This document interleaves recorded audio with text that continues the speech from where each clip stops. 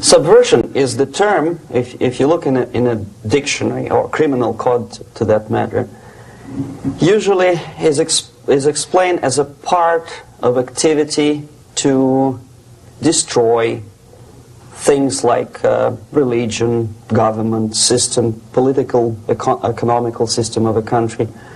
And usually it's linked to espionage and such romantic things as blowing up bridges, sidetracking trains, cloak and dagger activity in Hollywood style.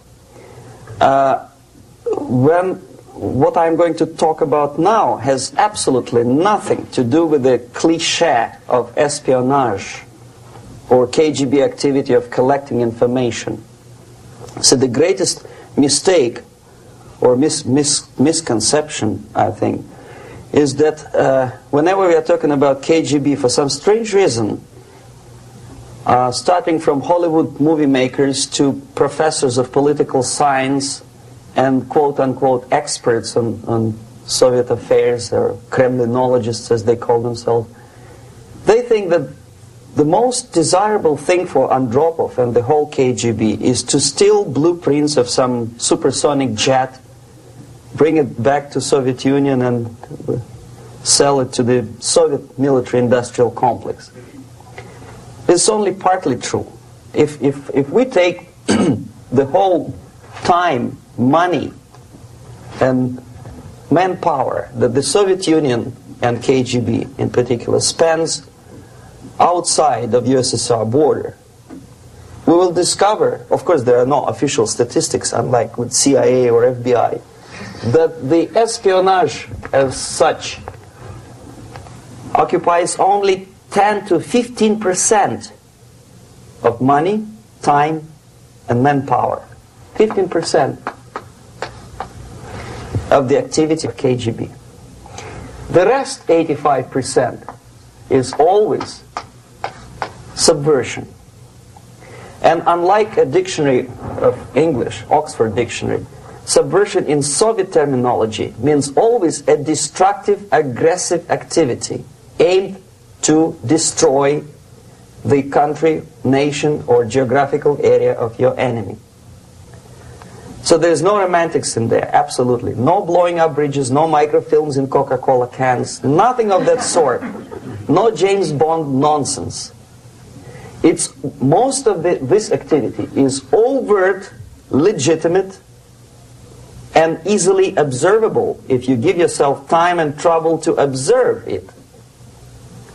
But according to the law and law enforcement systems of the Western civilization, it's not a crime. Exactly because of misconception, manipulation of terms. We think that subverter is a person who is going to blow up our beautiful bridges. No. Subverter is a student who comes for exchange, a diplomat, an actor, an artist, a journalist like myself was 10 years ago. Now, subversion is an activity which is a two-way traffic. You cannot subvert an enemy which doesn't want to be subverted. If you know history of Japan, for example, before 20th century, Japan was a closed society. The moment a foreign boat comes to the shores of Japan, the Imperial Japanese Army politely tells them to get lost. And if American salesman comes to the shore of Japan, let's say 60 or 70 years from now back, and says, oh, I have a very beautiful vacuum cleaner for you, with the good financing, he says, please leave us, we don't need your vacuum cleaner. If they don't leave, they shoot them to preserve their culture, ideology, traditions, values intact. You were not able to subvert Japan. You cannot subvert Soviet Union because the borders are closed. The media is censored by the government. The population is controlled by the KGB and internal police. With all the beautiful glossy pictures of Time magazine and Magazine America, which is published by the American Embassy in Moscow, you cannot subvert Soviet citizens because the magazine never reaches Soviet citizens. It's collected from the newsstands and thrown to garbage can. Subversion can be only successful when the initiator, the actor, the agent of subversion has a responsive target. It's a two-way traffic. United States is a receptive target of subversion. There is no response similar to that one from United States to the Soviet Union. It stops halfway somewhere. It never reaches here. The theory of subversion goes all the way back 2,500 years ago. The first human being who formulated the tactics of subversion was a Chinese philosopher by the name of Sun Tzu.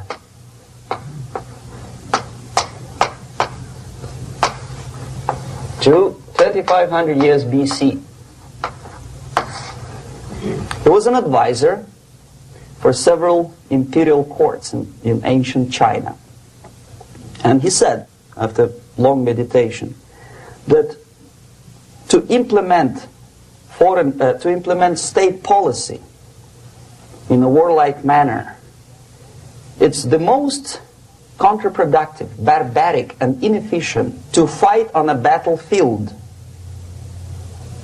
You know that war is continuation of state policy, right? So if you want successfully to implement your state policy and you start fighting, this is the most idiotic way to do it. The highest art of warfare is not to fight at all, but to subvert anything of value in the country of your enemy, until such time that the perception of reality of your enemy is screwed up to such an extent that he does not perceive you as an enemy, and that your system, your civilization, and your ambitions look to your enemy as an alternative, if not desirable, then at least feasible. Better red than dead. That's the ultimate purpose, the final stage of subversion, after which you can simply take your enemy without a single shot being fired, if the subversion is successful. This is basically what subversion is. As you see, not a single mentioning of blowing up bridges. Of course, Sun Tzu didn't know about blowing up bridges. Maybe there were not that many bridges at that time. But the basics of subversion is being taught to every student of K.G.B. school in USSR and to officers of military academies. I'm not sure if the same author is included in the list of reading for American officers, to say nothing about ordinary students of political science. I had difficulty to find the translation of Sun Tzu in the library of a university in Toronto and later on here in Los Angeles. But it's a book which is not available. It is forced to every student in USSR. Every student who is taught to be dealing further in his future career with foreigners. What subversion is? Basically, it consists of 4 periods, time-wise. If we start from here and go this way, time, right? This is the beginning point. The first stage of subversion is the process which is called, basically, demoralization. It says for itself what it is.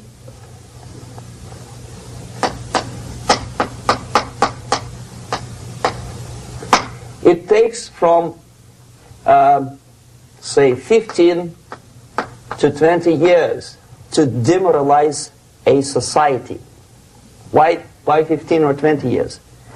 This is the time sufficient to educate one generation of students or children. One generation, one lifetime span of a person, a human being, which is dedicated to study, to shaping up the outlook, ideology, personality. No more, no less. Usually it takes from 15 to 20 years. What it includes? It includes influencing, or by various methods, infiltration, propaganda methods, direct contacts, doesn't really matter. I will describe them later. Of various areas where public opinion is formulated or shaped. Religion, educational system, social life, administration, law enforcement system, military, of course, and labor and employer relations, economy. Okay? 5 areas.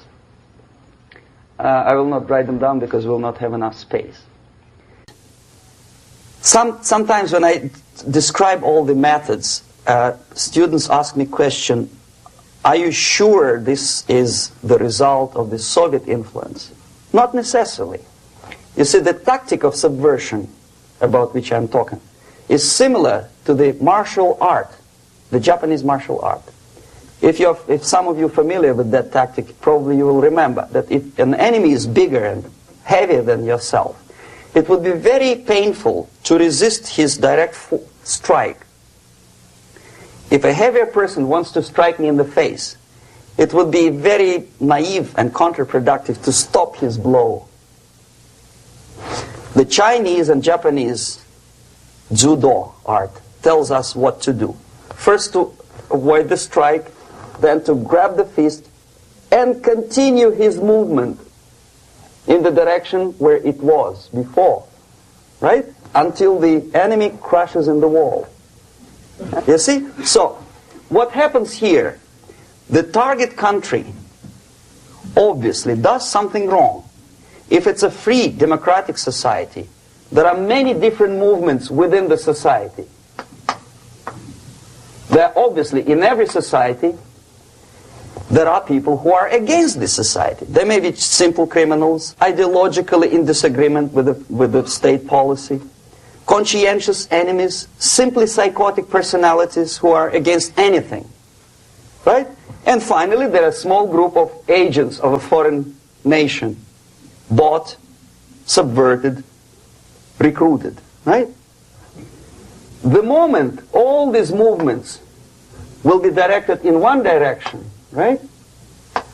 This is the time to catch that movement and to continue it until the movement forces the whole society into collapse, into crisis, right? So that's exactly the martial art tactic. We don't stop an enemy. We let him go. We help him to go in the direction we want them to go. Okay?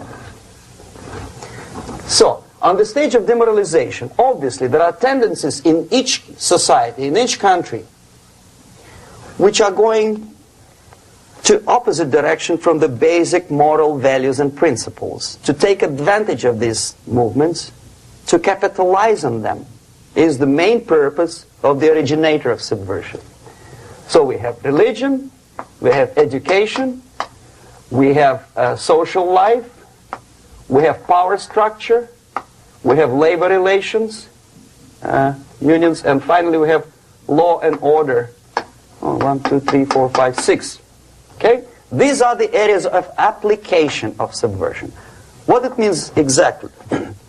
In case of religion, destroy it, ridicule it, replace it with various sects, cults, which bring people's attention, faith, whether it is naive, primitive, doesn't really matter. As long as the basically accepted religious dogma is being slowly eroded and taken away from the supreme purpose of religion, to keep people in touch with the supreme being, that serves the purpose. Therefore, replace it, accepted, respected religious organizations with fake organizations. Distract people's attention from the real faith and attract them to various different faiths. Education. Distract them from learning something which is constructive, pragmatic, efficient. Instead of mathematics, physics, foreign languages, chemistry, teach them history of urban warfare, natural food, home economy, your sexuality, anything, as long as it takes you away, okay, Social life. Replace traditionally established institutions and organizations with fake organizations. Take away the initiative from people. Take away the responsibility from naturally established links between individuals, group of individuals, and society at large, and replace them with artificially, bureaucratically controlled bodies. Instead of social life and friendship between neighbors, establish social workers institutions. People who are on payroll of whom? Society? No. Bureaucracy. The main concern of social workers is not your family, not you, not social relations between groups of people. The main concern is to get the paycheck from the government. What will be the result of their social work doesn't really matter. They can develop all kind of concepts to show to the government and to the people that they're useful. Okay. Away from the natural links. Power structure. Okay. The natural bodies of administration, which are traditionally either elected by people at large or appointed by elected leaders of society, are being actively substituted by artificial bodies. The bodies of people, groups of people, whom nobody elected. Never. As a matter of fact, most of the people don't like them at all, and yet they exist. One of such group is media. Who elected them? How come they have so much power? Almost monopolistic power on your mind. They can rape your mind. But who elected them? How come they have a nerve to decide what is good and what is bad for the elected by you, president, and his administration? Who the hell are they? Spiro Agnew, who was hated by the liberal left, called them a bunch of enfeebled snobs. And that's exactly what they are. They think they know. They don't. The level of mediocrity. In a big establishment like New York Times, Los Angeles Times, major television network, you don't have to be excellent journalist. You have to be exactly a mediocre journalist. That's easier to survive. There's no competition anymore. You have your good, nice income, $100,000 a year. That's it. Whether you are better or worse doesn't really matter anymore. As soon as you are smiling to the camera and do your job. That's it. No more competition. Power structure slowly is eroded by the bodies and groups of people who do not have neither qualification nor the will of people to keep them in power, and yet they do have power. Okay. Together with that, there is another process. Law enforcement, law and order organization and structure is being eroded. For the last 20, 25 years, if you see old movies and new movies, you can see that in new movies, a policeman, an officer of the United States Army looks dumb, angry, psychotic, paranoid. A criminal looks nice, kind of, well, he smokes hash and shoots the whatever drug, but basically he's a nice human being. He's creative. And he's unproductive only because society oppresses him. Whereby a general of Pentagon is always, by definition, a war maniac. A policeman is a pig, rude policeman. He abuses his power. You know? A generalization like that. The hatred, the mistrust to the people who are supposed to protect you and enforce law and order. Moral relativity. The Angelo Buono process lasted 2 years in Los Angeles.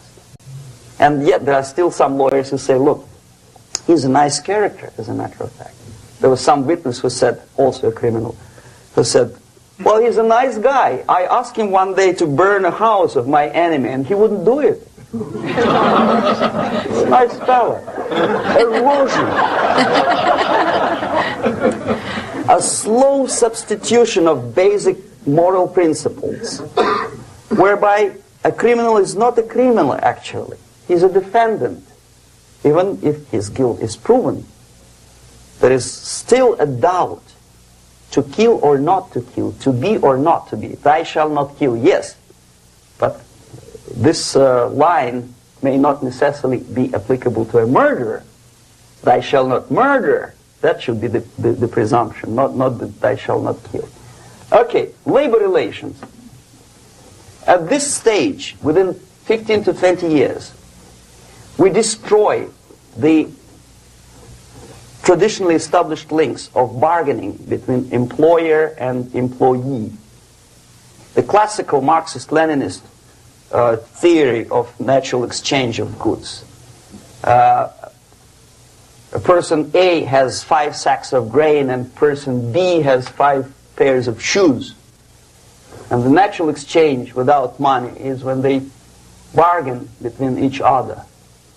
And only with the introduction of the third force, C, an entirely third foreign stranger who says, no, don't give him 5 sacks of grain, give it to me.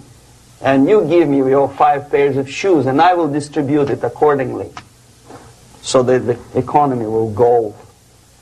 This is the death of natural exchange, death of natural bargaining. Well, trade unions were established 100 years ago. The objective was to improve working conditions and to protect the rights of workers from those employers who were abusing their right because they had more money. Objectively, at that time, initially, the trade union movement did work. What we see now is that the bargaining process is no longer resulting in the compromise, which is leading objectively to betterment of working conditions and increase of salary. What we see is that after each prolonged strike, the workers lose. Even if they have 10% increase of their salaries, they cannot catch up due to inflation and due to missed time. More than that, millions of people suffer from that strike because economy now is interdependent. It's intertwined like one body. If previously steel workers, say 100 years ago, could strike and nobody would suffer, now it's impossible anymore. If a garbage collector strikes today, the rest of the multi-million city is stinking. I mean, there's no more service. In Quebec, for example, we had the electricians who were on strike in the middle of winter. You can freeze your bottom, and they still were on strike. Did they catch up with the salary? No, they lost. Who benefited? The leaders of trade union. What is the motivation for strike? Improving of a workers' condition? No, obviously it's not. Then what is it? Ideology. To prove to these capitalists. And the obedient horde of workers, like sheep, follow these people. And they cannot disobey. Why? Because if they do, you know what happens to them. Pickets, murders, shooting truck drivers by picketers.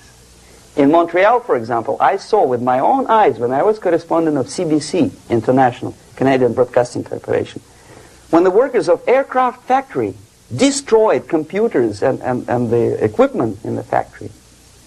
And the administration employed strike breakers. Their cars were turned upside down and burned. Their houses were burned. Their kids were intimidated. And some victims were there. Of that you can be sure. Why? To improve conditions of workers? No. Ideology. Okay, so this is what happens basically. It may or may not happen without the help of the Soviet Union. But the natural tendencies are being greatly taken advantage of and capitalized by the Soviet propaganda systems. How? Whenever trade union strikes, we have influx of propaganda, mass media, ideological dissemination. The workers' right, and we repeat it like parrots. Yes, workers' right. Whose rights? Workers? No. The only freedom of worker to sell his labor according to his own desire and will is taken away from him. By whom? By trade union boss.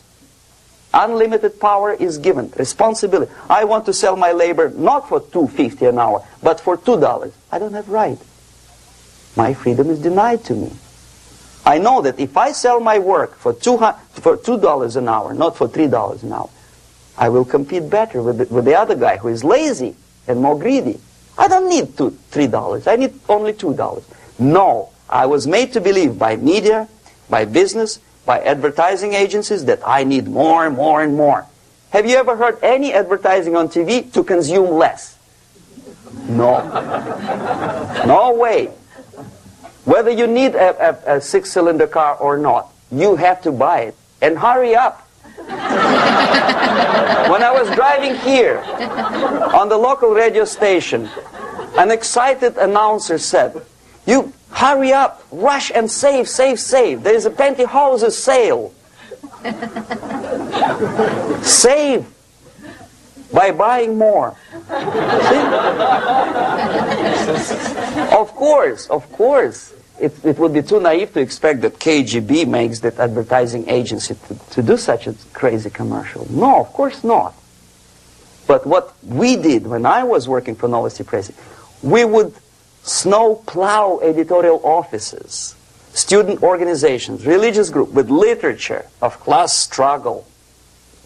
If not directly Marxism-Leninism propaganda, then a propaganda of legitimate aspirations of working class, betterment of life, equality.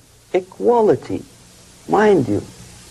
President Kennedy once said, we will make America to believe that people are born equal. Are people born equal? Is there any mentioning in the Bible or any other holy scripture in any religion, if you don't believe me, go to the library and check it. There is not a single word about equality. Just the opposite. By your deeds, God will judge you. What you do is important. The merit of your personality. You cannot legislate equality. If you want to be equal, you have to be equal. You have to deserve it. And yet we build our society on the principle of equality. We say people are equal. We know it is false. It's a lie. Some people are tall and stupid. Others are short, bold, and clever.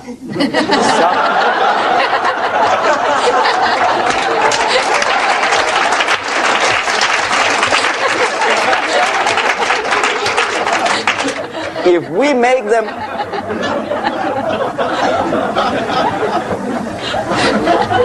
make them equal by force, if we put the principle of equality in the basis of our socio-political structure, it's the same thing as building a house on sand. Sooner or later it will collapse, and that's exactly what happens. And we, as Soviet propaganda makers, are trying to push you in the direction which you go yourself. Equality, yes, equality. People are equal. Land of equal opportunities. Is it true or not? Think about it. Equal opportunities. Should there be equal opportunities? For me and for a lazy bastard who come here from some other country and immediately registers as a welfare recipient benefits? I never received a single dollar. No, sorry, I did receive once. But I never applied for welfare. For the 13 years, I took any job. Security guard, journalist, taxi driver, anything. Well, I was restless, but some people don't like it. They immediately. So why should we have equal opportunities? Why? The equal opportunity to excel. Equal opportunity in equal circumstances, yes, but we know people are different. To excel, yes, provided we reach the same level of excellency, perfection, which is hypothetical, distant future. Yes, maybe. But we know perfectly well that even with the best intentions, people could not be equal. Why should we have equality in the, say, legal system? Myself, I'm considering myself a law-abiding citizen, and a person who comes here to rob and shoot, say, the United States administration under Carter imported thousands of Cuban criminals. They were non-criminals, yet they were accepted. Do you think it's fair if myself and my wife from Philippines, who work like horse as a lab technician in a hospital should have the same rights as a criminal from Cuba? Why? And yet we repeat as parrots, equality, equality, equality. And the Soviet propaganda system helps us to believe that equality is something which is desirable. Democracy, as it was established by fathers of this country, of this system in the last century, is not equality. It's the system where different people, unequal people, have a chance to survive and help each other in constant competition, in constant perfection, not in equality, which is superimposed from a godfather or a nice person in Washington, D.C. And the absolute equality exists in Soviet Union, quote-unquote equality. Everybody is equal in dirt, except some people are more equal than the others in Politburo. So, the moment you bring a country to the point of almost total demoralization, when nothing works anymore, when you are not sure whether it is right or wrong, good and bad, but there's no division between evil and good, when even the leaders of church sometimes say, well, violence for the sake of justice, especially social justice, is justified in countries like Nicaragua, El Salvador, well, maybe Rhodesia, and we listen to them and say, yeah, probably it's true. Is it true? No, it is not true. Violence is not justified, especially for the sake of quote-unquote social justice introduced by Marxist-Leninists, that is my former colleagues from Novosti Press Agency. Okay, so we reach that point. The next step is destabilization.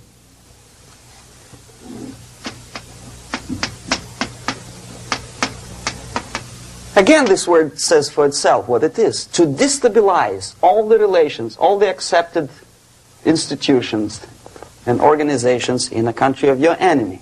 How you do it? You don't have to send a battalion of K.G.B. agents to blow up bridges. No. You let them do it themselves. The area of application is, again, it's narrower now. Not like the previous case. The overt legitimate actions of the K.G.B. in this case would be hardly noticeable. There is no crime if a professor who recently went to USSR introduces a course of Marxism-Leninism in a Californian college, for example. Nobody is going to come to his doorstep and say, okay, mister, come, you are under arrest. No, it's not a crime. It's not even considered a moral crime against your country. So the area of application here is narrowing down to economy, again labor relations, right? To law and order,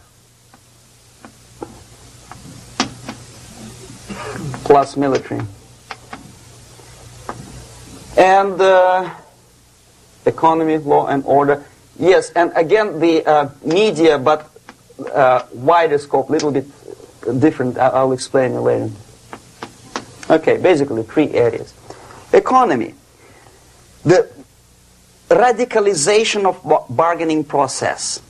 If on that stage we still could achieve, theoretically, some positive compromise between the negotiating sides with say, the arbitrary introduction of arbitrary judges, a third side, objectively judging the demands of both sides. Here it's radicalization. On the stage of destabilization, we cannot come to compromise even within a family. The husband and wife couldn't figure out which is better. Husband wants his kids to eat at the table, and wife wants a child to roam around the room and drop food all over the floor. They cannot come to compromise unless they start a fight. It's impossible to reach a compromise, constructive compromise, between neighbors.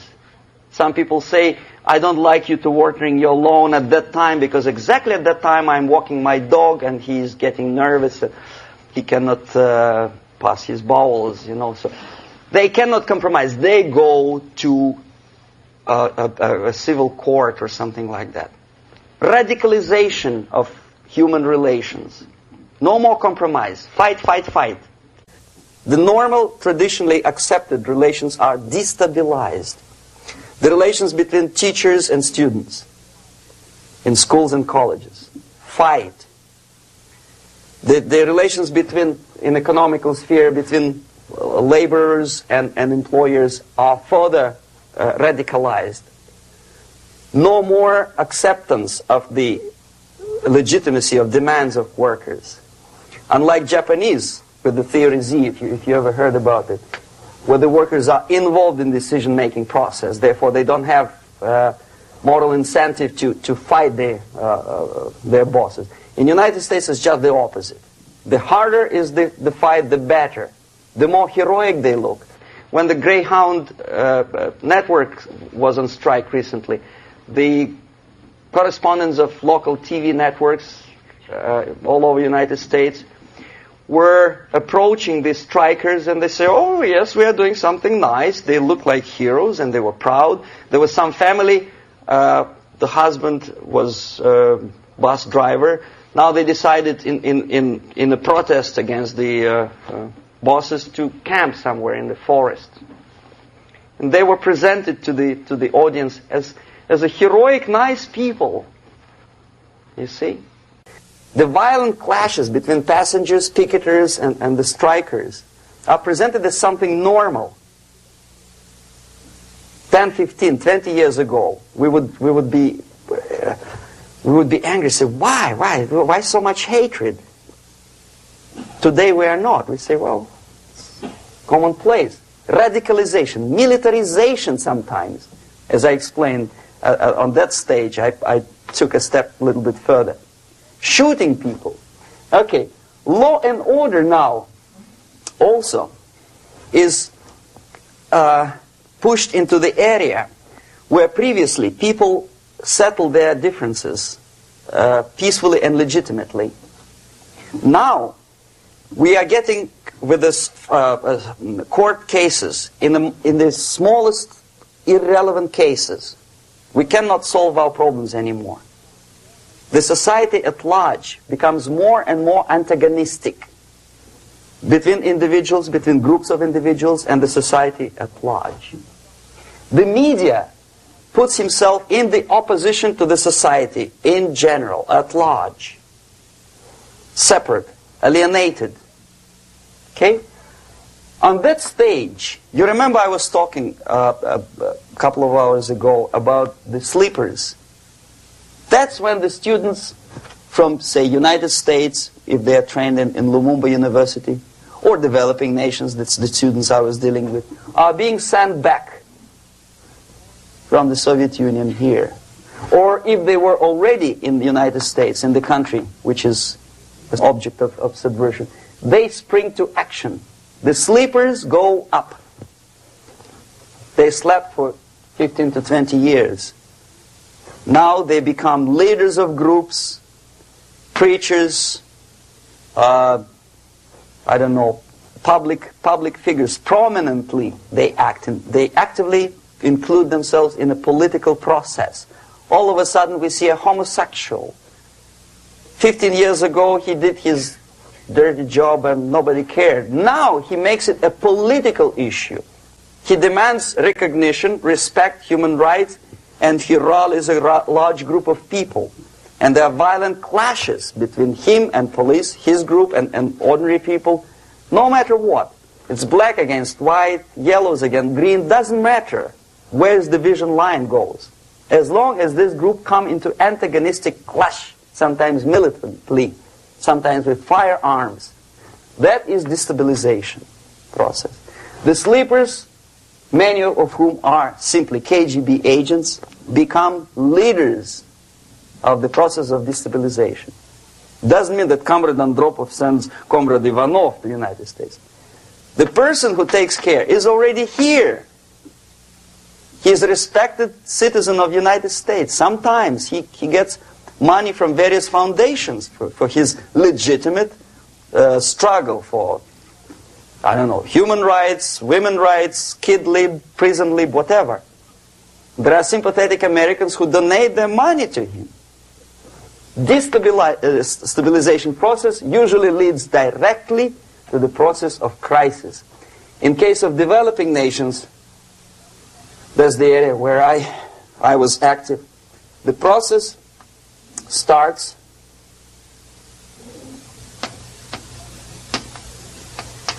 when the legitimate bodies of power, the social structure collapse. It cannot function anymore. So instead, we have artificial body injected into society, such as non-elected committees.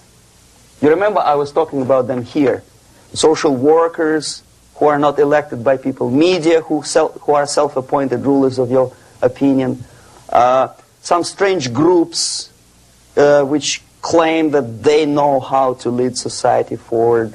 They don't usually. All they care is how to collect donations and sell their own concocted ideology, mixture of religion and ideology. Here, we have all this artificial body claiming power. If the power is denied to them, they take it by force. In case of Iran, for example, all of a sudden we have revolutionary committees. What kind of revolution? There was no revolution yet, and yet they had the committees. They were taking power of judgment. They had the power of execution, they had the power of legislation, and that they had the power of judicial. All of them combined in one person, who is half-baked intellectual, sometimes graduated from Harvard University or Berkeley. He comes back to his country and he thinks that he knows the answer to all the social, economical problems. Okay? Crisis is when society cannot function any more productively. It collapses, obviously. That's the word for crisis. So therefore, the population at large is looking for a savior. The religious groups are expecting a messiah to come. The workers say, we have family to feed.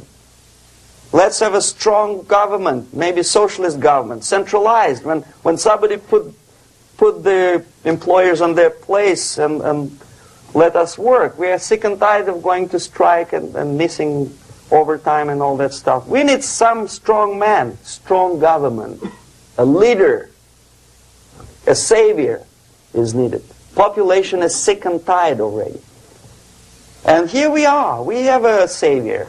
Either a foreign nation comes in, or the local group of leftists, Marxists, no matter what they call themselves, Sandinista, a reverend or some sort, Bishop Muzureva, like in Zimbabwe, doesn't matter.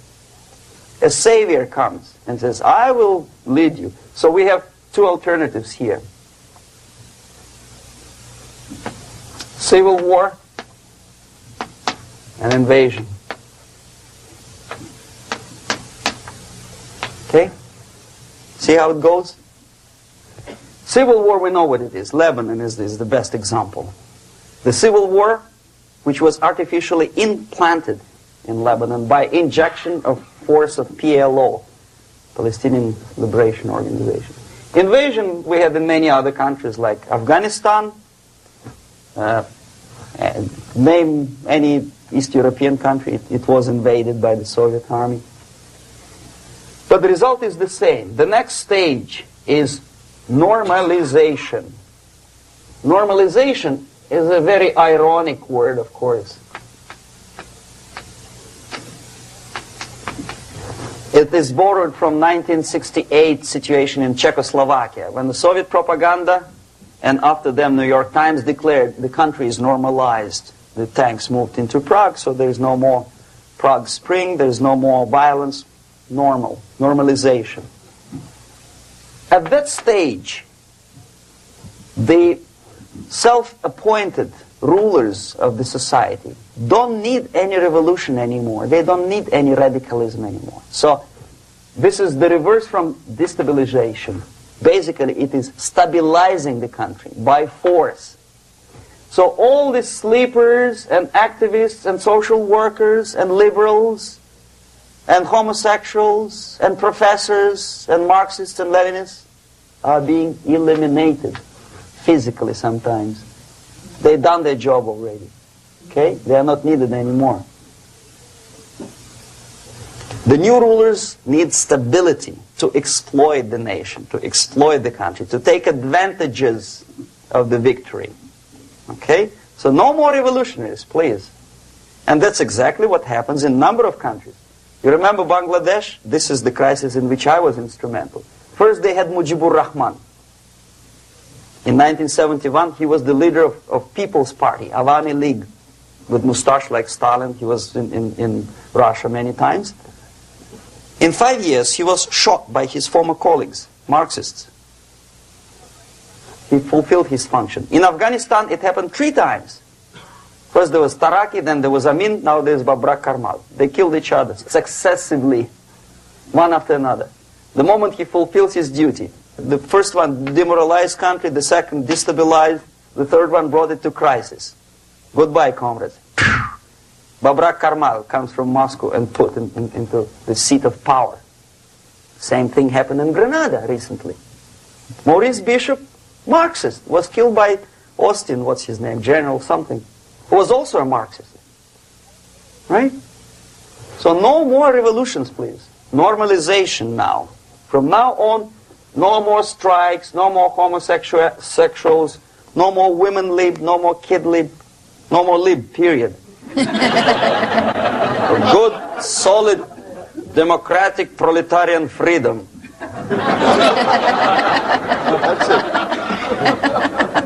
Now, to reverse this process takes enormous effort. When today, United States had to invade Grenada to reverse the process of subversion. Some people say, boy, this is not good, it's not kosher to invade the beautiful country, island of Grenada. Well, why didn't you stop the process here, when Grenada was just approached by leftists? Why not to prevent Maurice Bishop to come in power in the first place? Did Grenadians want him? Very questionable. They didn't know who was Maurice Bishop in the first place. He came to power by coup d'etat himself. Okay? No, we let the situation develop further and further and further until the crisis and normalization very soon. And then the United States decided to invade country, discovering that the country was absolutely a military base for the Soviet Union. Of course it's a drastic measure. Of course it's a pity that Marine Corps had to lose, what, 17 lives. Very bad. Why not to stop the process before it comes to crisis? Oh no, intellectuals will not let you. It's interference into domestic affairs. They are very careful not to let American administration to interfere in domestic affairs of Latin American countries. They don't mind Soviet Union interfere in these affairs. Okay. So to reverse this process, from here, it takes only and always military force. No other force on earth can reverse this process at this point. At this point, it does not take military invasion of the United States Army. It takes strong action, like in Chile. A CIA covert involvement to prevent the savior from outside to come into power and to stabilize country before it erupts into civil war. Okay? Support the right-wing conservative forces. By money, by crooks or love, doesn't matter. Stabilize the country. Don't let the crisis develop into civil war or invasion. Oh no, your liberals will say it's against the law. The Congress will not appropriate money for covert actions of CIA. Why not? Should we wait till the normalization come and Soviet tanks land in Los Angeles airport? Now, at that point, at the point of destabilization, also the process could be reversed. Again, easily than this. No CIA involvement at this point. You know what it takes here? Restriction of some liberties for small groups which are self-declared enemies of the society. As simple as that. Oh no, the media and liberals will tell you this is against the American Constitution. How can we, by force, deny the civil rights to criminals, for example? It's not good. Okay? So we allow them to. Okay, if you allow the criminals to have civil rights, go on and bring the country to the crisis. This is a bloodless way to do. Curb the rights. I mean, not to put them in prison. No, I'm not talking about putting all the gays from San Francisco in the concentration camp. Do not allow them to take political force. Do not elect them to the seats of power, whether it is municipality level, state level, or federal level. It has to be beaten in the heads of American voters that a person like that in the seats of power is an enemy.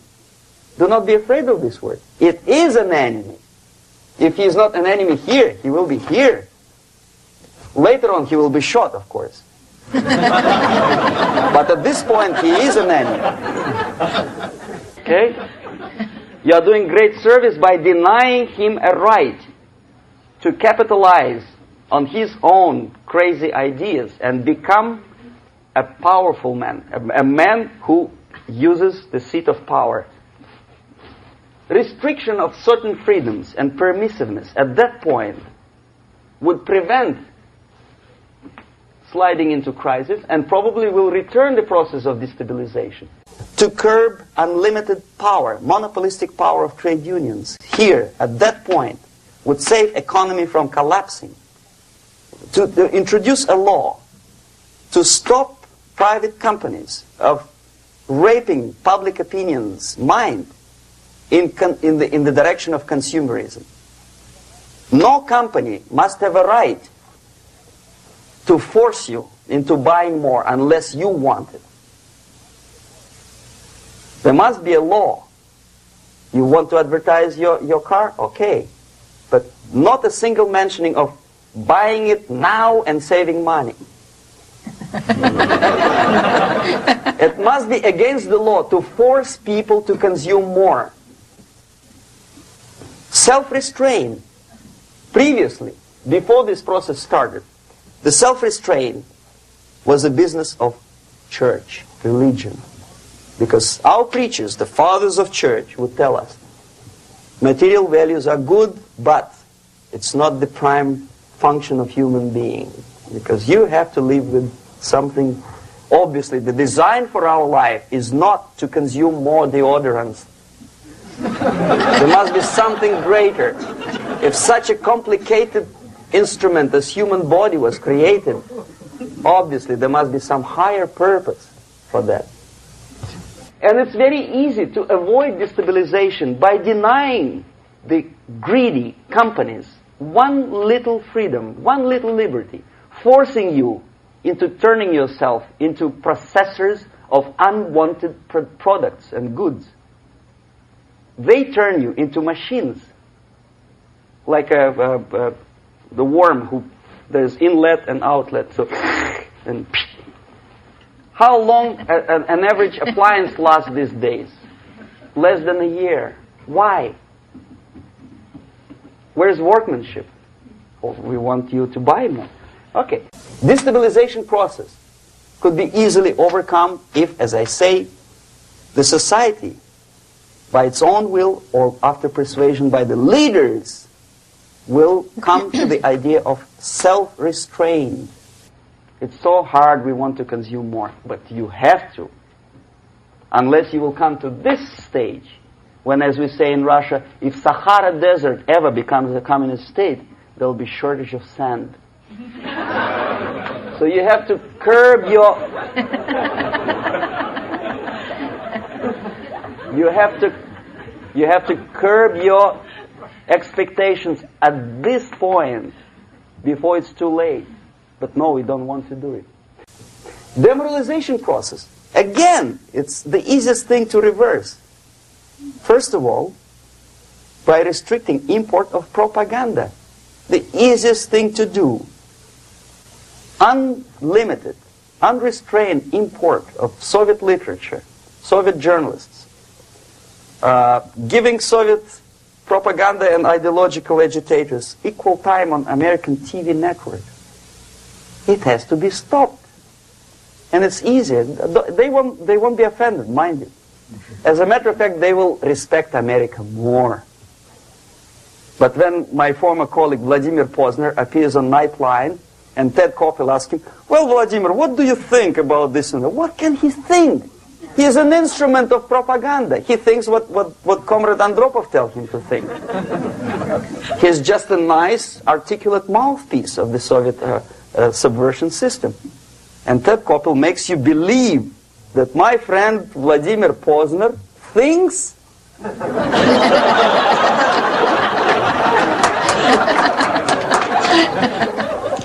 the process of demoralization may not have started at all if at that point the country, which is a recipient of subversion, actively, not violently, but actively, prevents importation of foreign ideology. I don't want America to follow the pattern of ancient Japan. You don't have to shoot every foreigner when it approaches the sacred borders of the United States. But when he offers you a junk in the disguise of very shiny something, you have to tell him, no, we have our own junk.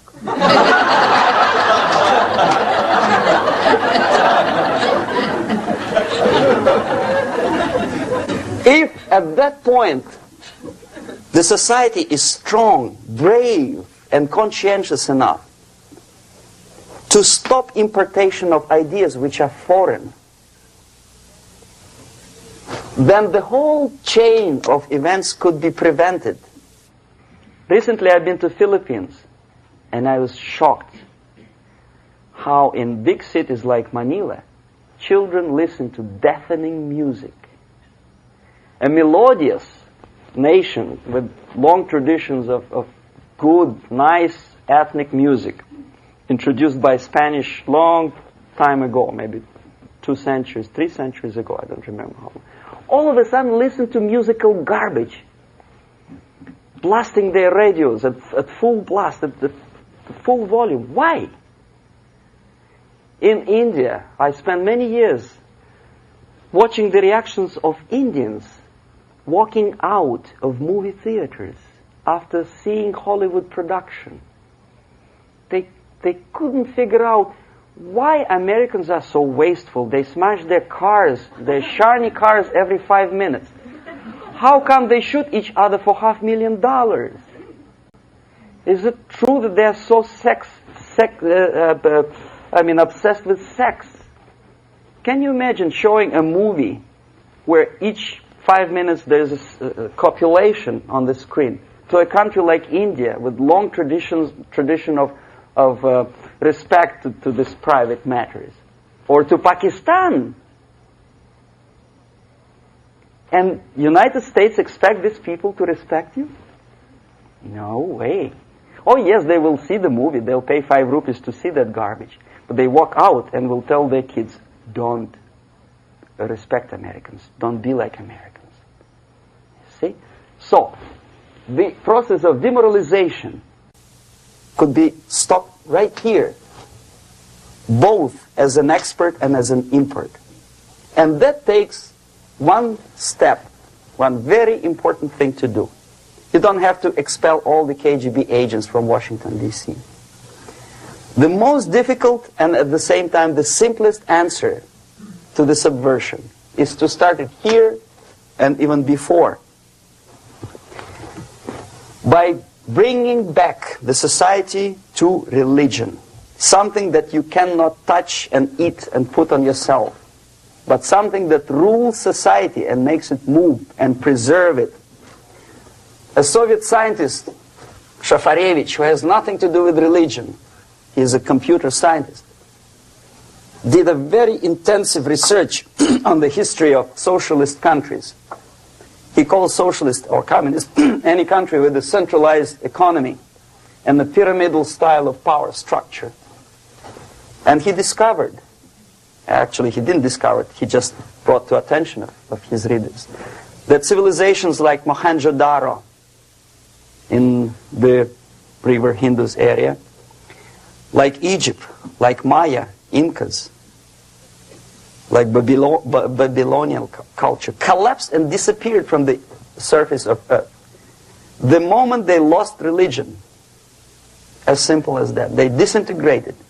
Nobody remembers about them anymore. Well, distantly. So, the ideas are moving society and keeping mankind as a society of human beings, intelligent, moral agents of God. The facts, the truth, the exact knowledge may not.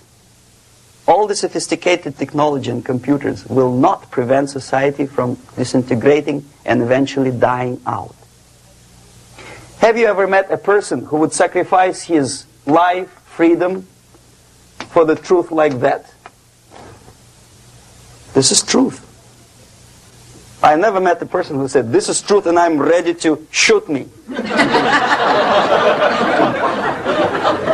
To defend the truth. Right? But millions sacrifice their life, freedom, comfort, everything for things like God. Like Jesus Christ. It's an honor. Some martyrs in the Soviet concentration camp died. And they died in peace. Unlike those who shouted, "Long live Stalin," knowing perfectly well that he may not live long. Something which is not material moves society and helps it to survive. And the other way around. The moment we turn into 2 by 2 is 4 and make it a guiding principle of our life, our existence, we die. Even though this is true, and this we cannot prove. We only can feel and have faith in it. So the answer to ideological subversion, strangely enough, is very simple. You don't have to shoot people, you don't have to aim missiles and Pershings and cruise missiles at Andropov's headquarters. You simply have to have faith and prevent subversion. In other words, not to be a victim of subversion. Don't try to be a person who in judo is trying to smash your enemy and being caught by your hand. Don't strike like that. Strike with the power of your spirit and moral superiority. If you don't have that power, it's high time to develop it. And that's the only answer. That's it. Thank you.